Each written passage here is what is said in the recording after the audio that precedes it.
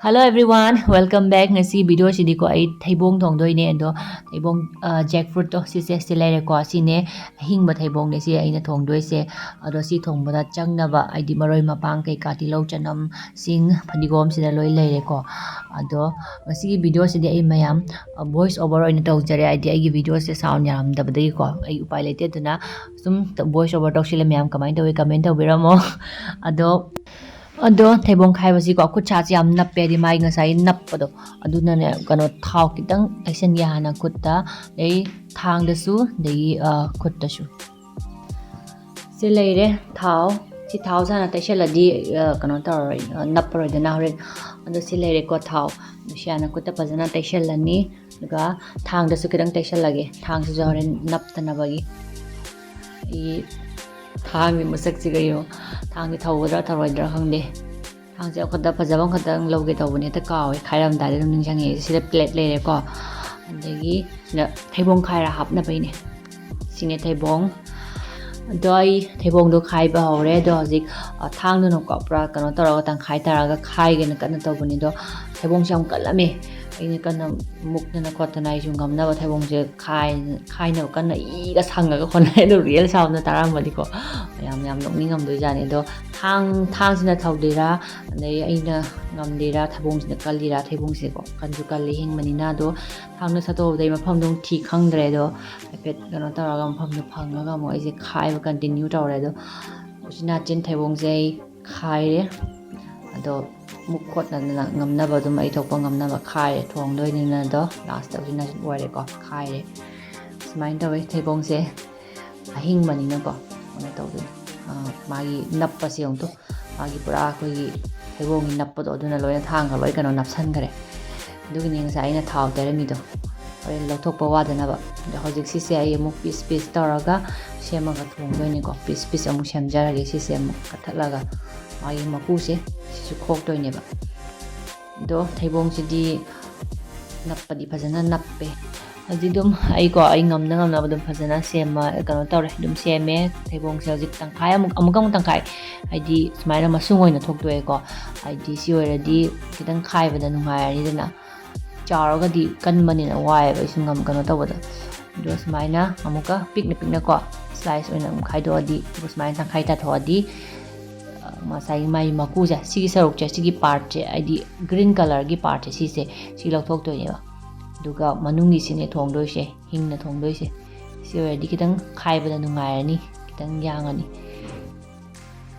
to si se si green sine ba lok thok doi se lok thok re duga si masung sine thong doi se hojik piece semaga ko e ji dum mathang phat palang semani nungai re hojik ti kokpada kana tawre ture yangi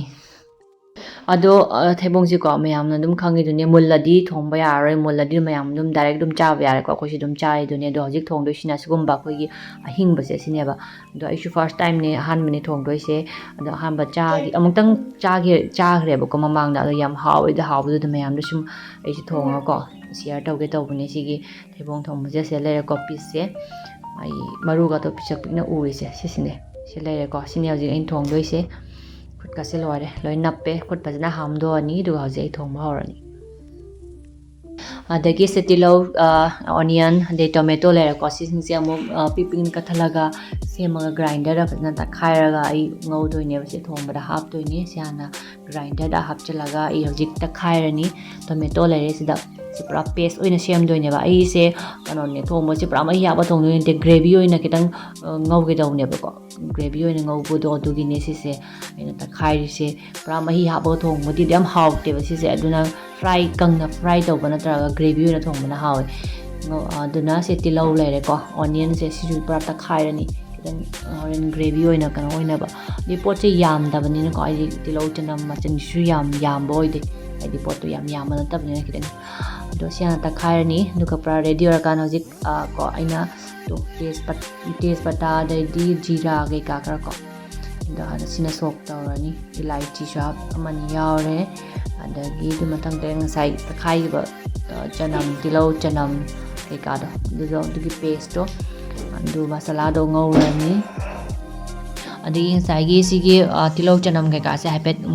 ꯃꯨꯟꯕ ꯉꯧꯔꯒꯀꯣ ꯁꯤ ꯃꯨꯜꯂꯒ ꯑꯩ ꯉꯁꯥꯏꯒꯤ ꯈꯥꯃꯦꯟ ꯑꯁꯤꯟꯕꯤ ꯇꯛꯈꯥꯏꯈꯤꯕꯗꯣ ꯑꯗꯨ ꯄꯦꯁꯇꯣ ꯑꯃꯨꯛ ꯍꯥꯞꯆꯤꯜꯂꯅꯤ ꯍꯧꯖꯤꯛ ꯑꯩ ꯁꯤ ꯂꯩꯔꯦ ꯄꯦꯁꯁꯦ ꯑꯩ ꯍꯥꯞꯆꯤꯜꯂꯅꯤ ꯑꯗꯨꯒ ꯑꯃꯨꯛ ꯉꯥꯏꯍꯥꯛ ꯉꯧꯔꯅꯤ ꯃꯥꯏ ꯀꯩꯅꯣꯁꯦ ꯃꯁꯥꯂꯥꯁꯦ ꯃꯨꯟꯕ ꯐꯥꯎ ꯍꯥꯏꯐꯦꯠ ꯉꯧꯔꯒ ꯁꯤꯁꯦ ꯄꯨꯔꯥ ꯑꯩꯈꯣꯏꯒꯤ ꯆꯤꯛꯀꯟ ꯊꯣꯡꯕꯗꯣ ꯑꯗꯨꯒ ꯆꯞ ꯃꯥꯟꯅꯩꯗ ꯏꯁꯝ ꯁꯝꯕ ꯍꯥꯏꯗꯤ ꯌꯥꯝꯅ ꯏꯆꯝ ꯆꯝꯕ ꯄꯣꯠꯅꯤ ꯍꯥꯏꯗꯤ ꯉꯁꯥꯏꯒꯤ ꯇꯤꯜꯍꯧ ꯃꯆꯥꯗꯣ ꯑꯩꯅ ꯌꯥꯝ ꯄꯥꯝꯖꯩ ꯁꯤꯁꯦ ꯑꯗꯨꯅ ꯁꯤꯁꯨ ꯑꯗꯨꯝ ꯈꯤꯇꯪ ꯍꯥꯞꯆꯜꯂꯦ ꯃꯁꯥꯂꯥ ꯉꯧꯔ ꯈꯣꯠꯂꯒ ꯑꯗꯨꯝ ꯑꯩꯈꯣꯏꯒꯤ ꯆꯤꯛꯀꯟꯒ ꯊꯣꯡꯗ꯭ꯔꯅꯦ ꯑꯗꯨꯒ ꯑꯗꯨꯝ ꯍꯥꯏꯐꯦꯠ ꯃꯥꯟꯅꯩꯑꯕ ꯃꯩꯁꯦ ꯈꯤꯇꯪ ꯄꯤꯛꯍꯟꯒꯦꯀꯣ ꯑꯗꯨꯒ ꯉꯥꯛꯇꯪ ꯃꯈꯨꯝ ꯈꯨꯝꯖꯤꯜꯂꯒ ꯊꯝꯒꯦ ꯑꯗꯨꯒ ꯑꯗꯨꯝ ꯃꯆꯨ ꯊꯨꯝ ꯃꯣꯔꯣꯛ ꯀꯩꯀꯥ ꯃꯔꯣꯏ ꯊꯥꯛꯅꯤꯡꯕ ꯖꯤꯔꯥ ꯁꯨꯕ ꯀꯩꯀꯥ ꯃꯔꯣꯏ ꯑꯗꯨꯝ ꯊꯥꯛꯅꯤꯡꯕ ꯑꯗꯨꯝ ꯊꯥꯛꯄ ꯌꯥꯔꯦ ꯃꯁꯥꯂꯥ ꯑꯗꯨꯝ ꯃꯤꯒꯤ ꯑꯄꯥꯝꯕꯀꯣ ꯑꯗꯨꯝ ꯊꯥꯛꯆꯤꯜꯂꯦ ꯑꯩꯁꯨ ꯈꯔ ꯑꯗꯨꯝ ꯃꯆꯨ ꯃꯣꯔꯣꯛ ꯃꯔꯣꯏ ꯊꯥꯛꯆꯤꯜꯂꯦ ꯑꯗꯨꯒ ꯉꯥꯛꯇꯪ ꯉꯧꯔꯒ ꯃꯔꯣꯏꯁꯦ ꯃꯨꯜꯂꯦ ꯍꯥꯏ ꯀꯥꯟꯗ ꯉꯁꯥꯏꯒꯤ ꯀꯩꯅꯣꯗꯣ ꯊꯩꯕꯣꯡꯁꯦ ꯑꯗꯨꯝ ꯍꯥꯞꯄꯅꯤꯀꯣ ꯑꯗꯨꯝ ꯆꯞ ꯃꯥꯟꯅꯩ ꯑꯩꯈꯣꯏꯒꯤ ꯆꯤꯛꯀꯟ ꯊꯣꯡꯕꯗꯣ ꯑꯗꯨꯒ ꯁ꯭ꯇꯦꯞ ꯑꯗꯨꯝ ꯆꯞ ꯃꯥꯟꯅꯩ ꯁꯤꯁꯦ ꯁꯤ ꯂꯩꯔꯦ ꯊꯩꯕꯣꯡꯗꯣ ꯌꯦꯡꯕꯗ ꯌꯦꯡꯉꯨ ꯀꯩꯀꯩ ꯃꯥꯜꯂꯦ ꯁꯤꯗꯤ ꯀꯩꯅꯣꯒ ꯃꯥꯟꯗ꯭ꯔꯦ ꯊꯩꯕꯣꯡꯒ ꯃꯥꯟꯗꯦ ꯑꯗꯣ ꯍꯥꯞꯆꯤꯜꯂꯦ ꯁꯤꯁꯦ ꯊꯣꯡꯉꯒꯁꯨ ꯀꯩꯅꯣ ꯑꯗꯨꯃꯥꯏꯅ ꯇꯧꯋꯤ ꯁꯤꯁꯦ ꯑꯩꯈꯣꯏꯒꯤ ꯃꯤꯠ ꯑꯗꯨꯃꯥꯏꯅ ꯇꯧꯋꯤ ꯑꯗꯨ ꯃꯤꯠꯇꯤ ꯅꯠꯇꯦꯀꯣ ꯁꯤꯁꯦ ꯌꯦꯡꯕꯗ ꯃꯥꯟꯕꯩ ꯋꯥꯅꯤ ꯁꯤꯁꯦ ꯁꯨꯃꯥꯏꯅ ꯑꯣꯠꯈꯥꯏꯔꯒ ꯍꯥꯏꯐꯦꯠ ꯉꯧꯔꯒ ꯑꯗꯨꯝ ꯑꯩ ꯊꯨꯝꯁꯨ ꯑꯗꯨꯝ ꯊꯥꯛꯆꯤꯜꯂꯅꯤ ꯈꯔ ꯉꯜꯂꯞꯅ ꯊꯨꯅ ꯃꯨꯟꯅꯕ ꯑꯗꯩꯗꯤ ꯊꯨꯝ ꯃꯣꯔꯣꯛꯇꯣ ꯃꯅꯨꯡꯗ ꯆꯨꯅꯕ ꯍꯥꯏꯇꯥꯔꯦ ꯈꯔ ꯉꯟꯅ ꯑꯗꯨꯝ ꯊꯥꯛꯆꯤꯜꯂꯒꯀꯣ ꯐꯖꯅ ꯃꯨꯟꯅ ꯉꯧꯔꯒ ꯈꯤꯇꯪ ꯃꯍꯤ ꯈꯤꯇꯪ ꯍꯥꯞꯆꯤꯟꯒꯦ ꯑꯩ ꯀꯩꯒꯤꯅꯣꯗꯤ ꯄꯣꯠꯁꯦ ꯑꯩ ꯀꯥꯝꯍꯧꯗ꯭ꯔꯦꯕ ꯈꯔ ꯑꯃꯗꯤ ꯀꯥꯝꯃꯒꯁꯨ ꯊꯣꯡꯅꯩꯀꯣ ꯑꯗꯨꯅ ꯈꯤꯇꯪ ꯏꯁꯤꯡ ꯍꯥꯞꯄꯒ ꯉꯥꯛꯇꯪ ꯃꯍꯤꯁꯦ ꯒ꯭ꯔꯦꯚꯤ ꯑꯣꯏꯅꯕꯒꯤꯀꯣ ꯏꯁꯤꯡꯁꯦ ꯀꯪꯕ ꯉꯧꯗꯣꯏꯅꯦꯕ ꯑꯗꯩ ꯏꯁꯤꯡꯁꯦ ꯀꯪꯕ ꯉꯧꯔꯗꯤ ꯑꯗꯨꯝ ꯊꯩꯕꯣꯡꯁꯤꯁꯨ ꯑꯗꯨꯝ ꯃꯨꯜꯂꯅꯤ ꯆꯞ ꯆꯥꯔꯅꯤ ꯑꯗꯩ ꯃꯁꯥꯂꯥꯁꯤꯁꯨ ꯑꯗꯨꯝ ꯀꯨꯡꯁꯤꯜꯂꯛꯑꯅꯤ ꯑꯗꯣ ꯁꯤ ꯃꯈꯨꯝ ꯈꯨꯝꯖꯤꯜꯂꯒ ꯉꯥꯛꯇꯪ ꯑꯩ ꯁꯧꯍꯜꯂꯅꯤꯀꯣ ꯑꯗꯨꯒ ꯑꯩ ꯒꯔꯝ ꯃꯁꯥꯂꯥꯁꯦ ꯌꯥꯝ ꯄꯥꯝꯃꯦ ꯒꯔꯝ ꯃꯁꯥꯂꯥꯁꯦ ꯈꯤꯇꯪ ꯍꯥꯞꯆꯤꯟꯒꯦ ꯑꯩꯗꯤ ꯁꯤꯁꯨ ꯈꯤꯇꯪ ꯍꯥꯞꯆꯤꯜꯂꯅꯤ ꯃꯅꯝ ꯅꯨꯡꯁꯤꯅꯕ ꯍꯥꯎꯅꯕ ꯍꯣꯔꯦꯟꯀꯣ ꯑꯩꯅ ꯄꯥꯝꯖꯕ ꯃꯁꯥꯂꯥ ꯑꯗꯨꯝ ꯃꯤꯒꯤ ꯑꯄꯥꯝꯕ ꯑꯗꯨꯝ ꯍꯥꯞꯆꯤꯟꯕ ꯌꯥꯏ ꯀꯩꯁꯨ ꯀꯥꯏꯗꯦ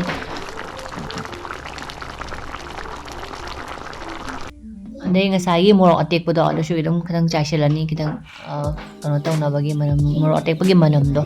ꯁꯨꯝ ꯍꯥꯎꯋꯤꯗꯅ ꯑꯩꯗꯤ ꯄꯥꯝꯖꯕꯩ ꯑꯗꯨꯝ ꯈꯔ ꯉꯟꯅ ꯍꯥꯞꯇ꯭ꯔꯦ ꯈꯤꯇꯪ ꯊꯦꯡꯅ ꯍꯥꯞꯄꯦ ꯃꯥꯏ ꯃꯅꯝꯗꯣ ꯂꯩꯅꯕꯩ ꯑꯗꯒꯤ ꯉꯥꯏꯍꯥꯛ ꯉꯧꯔꯒꯀꯣ ꯃꯈꯨꯝ ꯍꯥꯡꯗꯣꯛꯑꯒ ꯌꯦꯡꯉꯦ ꯑꯗꯣ ꯂꯣꯏ ꯀꯪꯁꯤꯜꯂꯦꯀꯣ ꯌꯥꯔꯦ ꯍꯧꯖꯤꯛ ꯒ꯭ꯔꯦꯚꯤ ꯑꯣꯏꯅ ꯄꯨꯔꯥ ꯀꯩꯅꯣ ꯑꯣꯏꯔꯦ ꯄꯣꯠꯁꯦ ꯃꯨꯜꯂꯕ꯭ꯔꯥ ꯁꯣꯐ ꯑꯣꯏꯔꯕ꯭ꯔꯥ ꯍꯥꯏꯐꯦꯠ ꯌꯦꯡꯒꯦꯀꯣ ꯌꯦꯡꯉꯒ ꯑꯗꯨꯝ ꯈꯪꯉꯅꯤ ꯁꯣꯐ ꯑꯣꯏꯔꯗꯤ ꯀꯩꯅꯣ ꯑꯣꯏꯔꯗꯤ ꯑꯣꯏꯔꯦ ꯍꯧꯖꯤꯛ ꯁꯣꯐ ꯑꯣꯏꯔꯗꯤ ꯃꯦꯠꯄꯗ ꯍꯥꯏꯗꯤ ꯀꯩꯅꯣ ꯊꯨꯒꯥꯏꯕ ꯌꯥꯔꯗꯤꯀꯣ ꯄꯣꯠꯁꯦ ꯄꯨꯔꯥ ꯃꯨꯜꯂꯦ ꯑꯗꯣ ꯁꯤꯁꯦ ꯃꯨꯜꯂꯕꯅꯤꯅ ꯑꯩ ꯀꯩꯅꯣ ꯑꯃꯗ ꯄꯥꯇ꯭ꯔ ꯑꯃꯗ ꯈꯥꯏꯗꯣꯛꯑꯒꯀꯣ ꯐꯗꯤꯒꯣꯝꯒ ꯍꯥꯞꯄ ꯈꯣꯠꯂꯒ ꯑꯗꯨꯝ ꯌꯥꯔꯅꯤ ꯆꯥꯕꯒꯤ ꯁꯤ ꯂꯩꯔꯦ ꯄꯣꯠꯁꯦ ꯃꯆꯨꯒ ꯍꯨꯃꯪ ꯀꯥꯏ ꯐꯣꯡ ꯐꯣꯡ ꯁꯥꯏ ꯍꯥꯎꯗꯤ ꯍꯥꯎꯔꯅꯤ ꯑꯩ ꯑꯃꯨꯛꯇꯪ ꯆꯥꯈ꯭ꯔꯦꯀꯣ ꯌꯥꯝ ꯍꯥꯎꯋꯦ ꯑꯗꯣ ꯁꯤꯅ ꯁꯦꯀꯦꯟ ꯇꯥꯏꯝꯅꯦ ꯑꯁ ꯃꯈꯨꯝ ꯉꯥꯛꯇ ꯉꯥꯏꯔꯦ ꯀꯦꯃꯦꯔꯥ ꯃꯃꯥꯏꯗ ꯂꯣꯏꯅ ꯑꯗꯩ ꯍꯧꯖꯤꯛꯀꯣ ꯐꯗꯤꯒꯣꯝ ꯈꯔ ꯆꯥꯏꯁꯤꯜꯂꯅꯤ ꯁꯤꯅ ꯂꯥꯁ ꯁ꯭ꯇꯦꯞꯅꯤ ꯑꯗꯨꯝ ꯂꯣꯏꯔꯦ ꯁꯤꯗ ꯆꯥꯕ ꯌꯥꯔꯅꯤ ꯍꯧꯖꯤꯛ ꯊꯩꯕꯣꯡ ꯊꯣꯡꯕꯗꯣ ꯔꯦꯗꯤ ꯑꯣꯏꯔꯦ ꯁꯣ ꯒꯥꯏꯁ ꯁꯤꯗ ꯂꯩꯔꯦꯀꯣ ꯑꯩꯒꯤ ꯊꯩꯕꯣꯡ ꯊꯣꯡꯕ ꯑꯗꯣ ꯉꯁꯤꯒꯤ ꯊꯩꯕꯣꯡ ꯊꯣꯡꯕꯁꯦ